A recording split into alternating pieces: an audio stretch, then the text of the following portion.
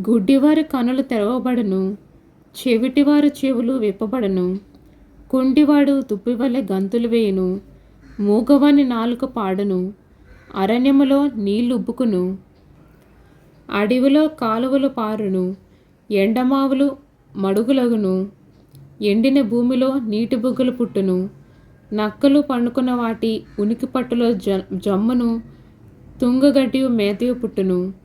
అక్కడ దారిగానున్న రాజ్యమార్గం ఏర్పడును, ఆయన పరిశుద్ధ మార్గం అనబడును.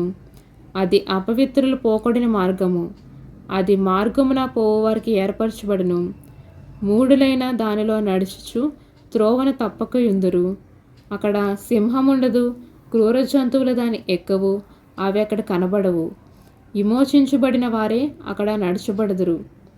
యెహోవా విమోచించిన వారు పాటలు పాడుచు తిరిగి సియోనుకు వచ్చెదరు. వారి తలల మీద నిత్యానందముండును. వారు ఆనంద సంతోషములు గల వారే వచ్చెదరు. దుఃఖమును నిట్టూర్పును ఎగిరిపోవును. ఆమేన్.